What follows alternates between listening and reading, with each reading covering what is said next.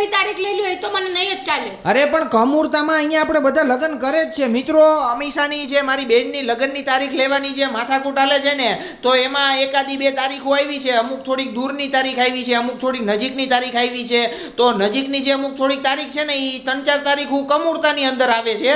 તો પછી કમુરતાની અંદર હું લગ્ન ન થાય?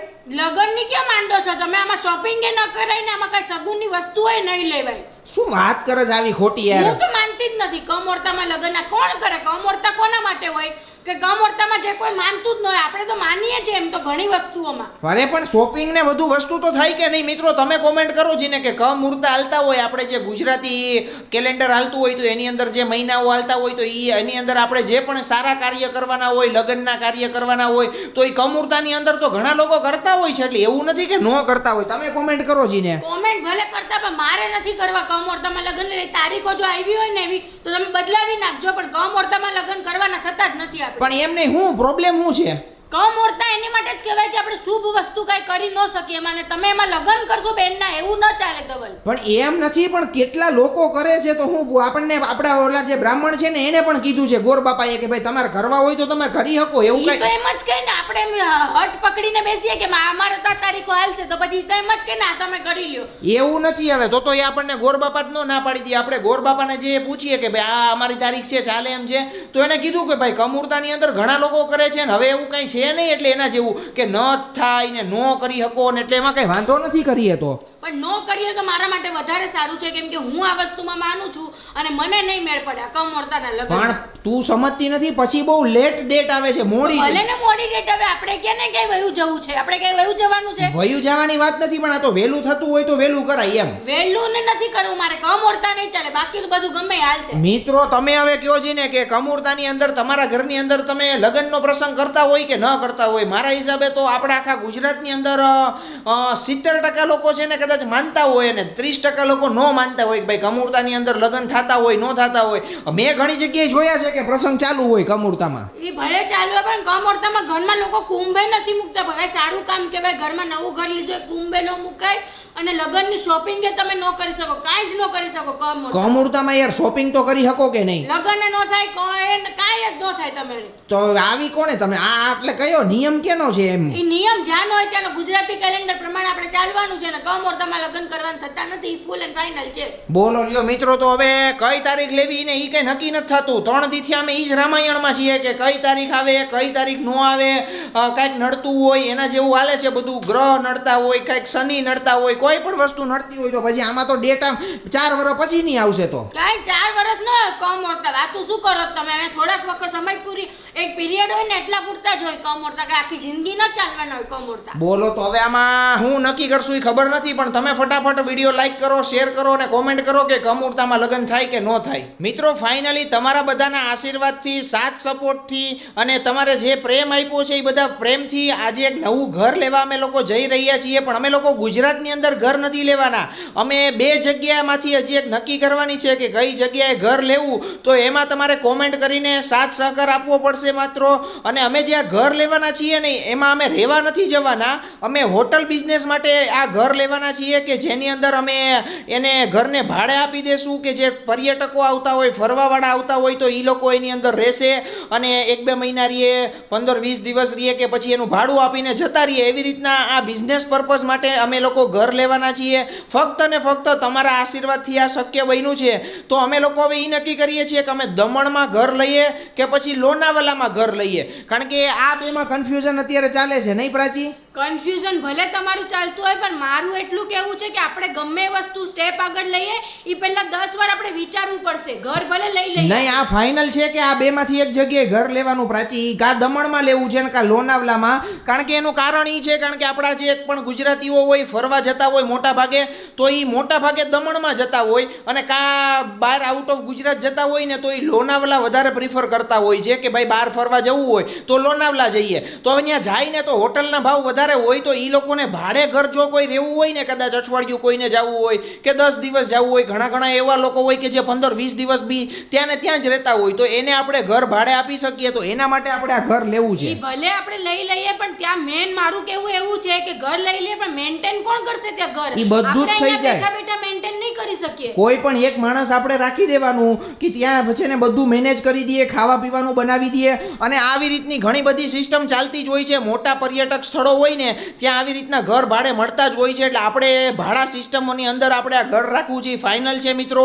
એટલે તમારે હવે સપોર્ટ કરવાનો છે, કોમેન્ટ કરવાની છે કે દમણમાં વધારે લેવાય જગ્યા કે પછી લોનાવલાની અંદર ઘર લેવાય. કારણ કે આપણા મોસ્ટ ઓફ ગુજરાતીઓ ફરવા જતા હોય તો કાં તો દમણ જતા હોય છે, 4-5 દિવસની રજા મળે એટલે દમણ જાય કાં તો લોનાવલા જાય. તારું શું કેવું છે? જો મને તો લોનાવલા વધારે ગમે. તમે દમણ ભલે કહેતા હોય પણ મને લોનાવલામાં પબ્લિક વધારે આવે.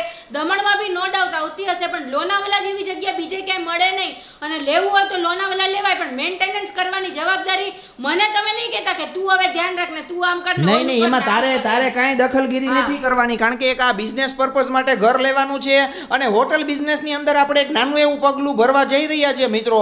ફક્ત અને ફક્ત તમારો સપોર્ટ જોશે, તમારો પ્રેમ જોશે. આવી રીતના તમે જેમ સપોર્ટ કર્યો છે, પ્રેમ આપ્યો છે, આવી રીતના પ્રેમ આપવાનો છે. આપણે ધબધબાટી બોલાવશું. અને તમારા કોઈને જો ભાઈ આપણે ત્યાં ઘર લઈએ, ત્યાં રહેવા જવું હોય તો ફ્રી ઓફ કોસ્ટ આપણે તમને રહેવા દેવું, મોજ કરવાની. જ્યારે ઘર ફ્રી હોય ત્યારે તમે તાર કહી દેવાનું એટલે રહેવા વયું જવાનું. ઈ તો ભલે રહેવા વયું જઈએ, પણ આપણે ઘર લઈએ તો મને તો લોનાવાલા ગમે છે. એટલે તમે મને કયો, તમે તો બધાને આપણા ફોલોવર્સને પૂછી લીધું કે ક્યાં લેવાય, પણ તમારી ઈચ્છા શું છે એ તો કયો. મારી આ 2 જગ્યામાંથી કોઈ એક જગ્યા ફાઇનલ કરવાની ઈચ્છા છે. એટલે જ્યાં વધારે ટુરિસ્ટ આવતા હોય ને એટલે ત્યાં કરવાની ઈચ્છા છે. એટલે હવે આપણે કોમેન્ટમાંથી જ્યાં સૌથી વધારે કોમેન્ટ હશે ને આપણે ત્યાં ફાઇનલ કરવાની ઈચ્છા છે. એટલે તમે ફટાફટ કોમેન્ટ કરો, લોનાવલા કે દમણ ઘર લેવું જોઈએ. મિત્રો આજે હું કંઈક નવીન જ બનાવવાની છું. અમારા પિયરમાં તો બનતું હોય, પણ અહીંયા સાસરામાં નવીન લાગે છે, જેનું નામ છે કેરીના રસની કઢી, જેને ફજેતો પણ ઘણા લોકો કહેતા હોય છે. તો આજે હું ફર્સ્ટ ટાઈમ મારા હાથે ટ્રાય કરવાની છું. એટલે તમે પહેલા જોઈ લો કે આની અંદર ઇન્ગ્રેડિયન્ટ શું યુઝ થાય છે. સૌથી પહેલા તો કેરીના જે ગોટલા હોય ને એનો આપણે યુઝ કરવાનો છે. રસ કાઢી લીધો છે અને ગોટલાને હવે આની અંદર પાણી નાખી અને ગોટલાને એની અંદર આમ ધોઈ લેવાના છે. તમે જોઈ લો આ રીતના. એટલે એનો જે પલ્પ નીકળે અને એનો જે રસ થાય એની અંદર આપણે એડ કરશું. પણ એમ નહીં, પણ આ કેરીના રસની કઢી એટલે કેવી રીતના શું છે આ? કેરીના રસની કઢી તમે ચાખી નથી ને કોઈ દિવસ, એટલે તમને મોઢા બગડે. કેરીના રસની કઢી, પણ આ કઢી તમે ખાશો ને તો આખી સીઝનમાં કેરીના રસની રસ ભૂલી જશો ને કઢી ખાવા માંડશો. પણ એમ નહીં મિત્રો, આપણે તો ક્યારેય ગુજરાતની અંદર આવું સાંભળ્યું નથી કે કેરીના રસની કઢી અથવા તો ફજેતો ખાતા હોય. પણ મહારાષ્ટ્રની અંદર ને બીજા ઘણા લોકો એવા હોય છે કે જ્યાં ખાતા હોય છે. જો તમે લોકો ન બનાવતા હોય તો આ વિડીયો ફટાફટ લાઈક કરો, શેર કરો અને આખો વિડીયો જોજો. એટલે કેવી રીતના બને, શું બને ને એ પ્રાચી આજે શીખવાડશે. આખો ઓલો ગોટલાનો પલ્પ હોય ને એને પાણીમાં આખો નીચવી નાખવાનો ને, નીચવી નાખવાનો. એની અંદર થોડોક રસ રહેવા દે. એવું નહીં કે આમ છોતરા અચોડા કાઢીને પછી નીચોવાનો. થોડોક પલ્પ રહે એ રીતના નીચોવાનો એની અંદર, અને પછી કઢીની જેમ જ એનો વઘાર કરવાનો. ચણાનો લોટ ને આ લીલા લાલ મરચા સૂકા ને મેથી ને દહીં ને એ બધું નાખીને પછી વઘાર કરવાનું. પહેલા હું રેડી કરી લઉં, પછી આપણે નેક્સ્ટ પ્રોસેસ જોઈએ. આ તમે જોઈ શકો છો કે ગોટલામાં એકદમ નીચોવીને એનો રસ કાઢી લીધો છે. અને રસ તમે જોઈ શકો છો થોડો ઘાટો છે. એટલે ઘાટા રસને જ હવે કઢીની જેમ આપણે વઘાર કરશું. અને વઘાર કરીએ ને ત્યારે એનો ટેસ્ટ તમને ભાત સાથે ખાવાની છે ને અતિશય મજા આવશે. કેમ કે વઘાર થયેલો કેરીનો રસ છે ને એકદમ નવીન જ લાગશે તમને ટેસ્ટમાં, અને બહુ મજા આવશે ખાવાની તમને. તો આ કેરીનો રસ રેડી થઈ ગયો છે. હવે એની અંદર હું છે ને દહીં અને ચણાનો લોટનું મિક્સ કરીને મિશ્રણ નાખવાની છું. ચણાનો લોટ મેં આની અંદર જ એડ કર્યો છે એટલે ગાંઠા ન થાય. હવે આની અંદર મિક્સ કરીશ એટલે આને હજી થોડુંક ઘટ્ટ થઈ જશે કઢીની જેમ. એટલે આપણે છાશની બદલે આ કેરીનો રસ વાપરો ને આમાં. હા, છાશની બદલે કેરીનો રસ. ઘણા લોકો દહીંમાં જ નાખીને પછી પાણી નાખતા હોય, આપણે ત્યાં છાશની અંદર નાખતા હોય. હવે આનો અંદર હું વઘાર કરીશ. વઘારમાં હું લઈશ રાઈ. ઓહો મિત્રો જોઈ લ્યો, આ જે કેરીની રસની કઢી અત્યારે વઘારી રહી છે પ્રાચી. આ રાઈનો વઘાર કર્યો છે, પછી થોડુંક જીરું નાખ્યું અને પછી એની અંદર નાખી છે આ મેથીના દાણા. આ મેથીના દાણા શું કામે નાખ્યા પ્રાચી? કઢીમાં મેથી હોય, આપણે નથી નાખતા, બાકી મોસ્ટલી બધા નાખતા જ હોય. દાળમાંય નાખે, ઓમાંય નાખે. અને લીલા લાલ મરચા યસ, એટલે એને સૂકા લાલ મરચા નાખ્યા છે. અને પછી આવી ગયા આ લીમડાના પાંદડા. આ લીમડાના પાંદડાનો વઘાર થઈ જાય ને પછી એની અંદર આ કેરીનો રસ નાખી દેવાનો. વસ્તુ તો ભૂલાઈ ગઈ, હિંગ. હા તો હિંગ નાખી દે, એમાં કાંઈ વાંધો નહીં. આવી રીતના જો આ વઘાર કરી અને પછી આની અંદર આમ નાખી દેવાનું. હા તમારી તૈયાર થઈ ગઈ છે કેરીના રસની કઢી. હવે આની અંદર મીઠું બીઠું કેવું કઈ નાખવાનું, ગળાશ માટે કઈ નાખવાનું? બધું નાખવાનું. હજી તમે ઉભા રહ્યો, થોડુંક ઉકળે પછી એની અંદર મીઠું આપણે પહેલા નાખી દઈએ સૌથી પહેલા તો.